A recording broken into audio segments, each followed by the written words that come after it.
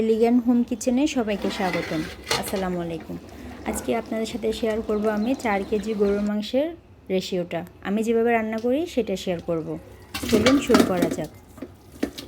প্রথমে একটা হাঁড়িতে 4 কেজি গরুর মাংস নিয়ে নিব। তারপর দিয়ে দিলাম 3 কাপ পরিমাণ পেঁয়াজ কুচি। আপনারা কেউ বাড়িয়ে দিতে চাইলে দিতে পারেন, আবার কমে দিতে চাইলেও দিতে পারেন। কোনো সময় কম দিতে হবে না, কিন্তু বাড়িয়ে দিতে চাইলে দিতে পারেন। এই পর্যায়ে এসে দিয়ে দিব 7 থেকে 8 টেবিল চামচ আদা বাটা, 6 থেকে 7 টেবিল চামচ। তারপর দিয়ে দিব রসুন বাটা 6 থেকে 7 টেবিল চামচ পরিমাণ।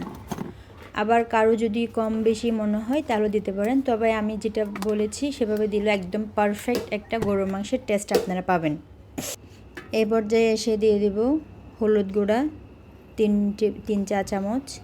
তারপর দিয়ে দিব মরিচ গুঁড়া 7 থেকে 8 টেবিল চামচ, বা কারো যদি আপনারা কেউ যদি কম বেশি খেতে চান তাহলে দিতে পারেন। ধনিয়া গুঁড়া দিয়ে দিব 6 থেকে 8 টেবিল চামচ। গরুর মাংসতে ধনিয়াটা একটু বেশি যায়, তাই আমি ধনিয়াটা একটু বেশি দিব।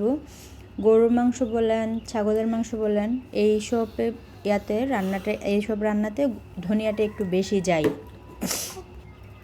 এবার দিয়ে দিব গরম মশলা গুঁড়া। গরম মশলা দিয়ে দিব আমি 2 টেবিল চামচ, কিন্তু আমি সব গরম মশলাটা একত্রে দিব না। প্রথমে দিব 1.5 টেবিল চামচ, আবার জিরা গুঁড়া দিব 2 টেবিল চামচ, তার মধ্যে থেকেও দিব 1.5 টেবিল চামচ। তার আমি আদা চামচ করে রেখে দিলাম, এটা আমি পরে অ্যাড করব।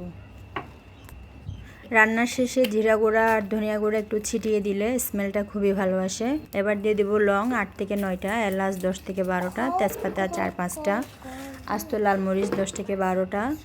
তারপর দিয়ে দিব তেল 1 কাপ।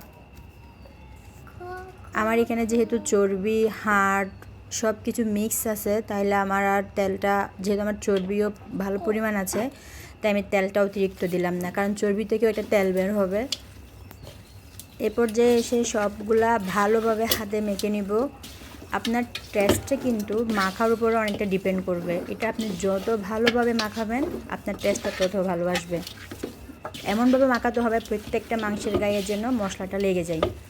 আমি এখনও কোনো লবণ দিলাম না, লবণ দিব রান্নার মাঝামাঝি পর্যায়ে এসে। গরুর মাংসের রান্নার লবণটা একটু মাঝখানে দিলে টেস্টটা ভালো হয়, মাংসটা একটু জুসি থাকে। যদি আমি লবণটা যদি শুরুতে দিয়ে দিই তাহলে মাংসটা পুরো পানি ছেড়ে দিবে, তখন মাংসটা একটু শক্ত টাইপের লাগে, সেজন্য আমি লবণ এখন দিলাম না। এবার আমি রান্নায় চলে যাব। প্রথমে চুলা জ্বালিয়ে আমি ঢাকনা ছাড়া রান্না করতে থাকবো প্রায় 10 মিনিট মতো।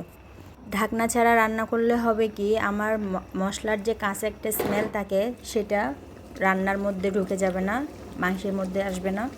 সেজন্য অবশ্যই আমাকে প্রথম 5 থেকে 10 মিনিট অবশ্যই আমাকে সেটা নাড়তে নাড়তে ঢাকনা ছাড়া সেদ্ধ করতে হবে। আমি এখনও কোনো পানি দিইনি, বারবার নাড়তেছিলাম, আবার ঢাকনা দিচ্ছিলাম, নাড়তেছিলাম, ঢাকনা দিচ্ছিলাম। এই পর্যায়ে এসে যখন একটু সেদ্ধ হয়ে গেছে আমি দিয়ে দিলাম কাঁচা মরিচ। আমি সব মরিচ আস্ত দিইনি, কিছু আস্ত দিয়েছি, কিছু ভেঙে দিয়েছি। শেষে এসে দিয়ে দিব হচ্ছে জিরা গুঁড়ো, আবার গরম মশলা গুঁড়ো। রান্নার শেষে জিরা গুঁড়া আর গরম মশলার গুঁড়াটা যদি ছিটিয়ে দিই তাহলে রান্নায় খুবই ভালো একটা স্মেল আসে। লবণ চেক করে রান্না শেষ, এরপর ঢাকা দিয়ে রেখে দিব। আসসালামু আলাইকুম।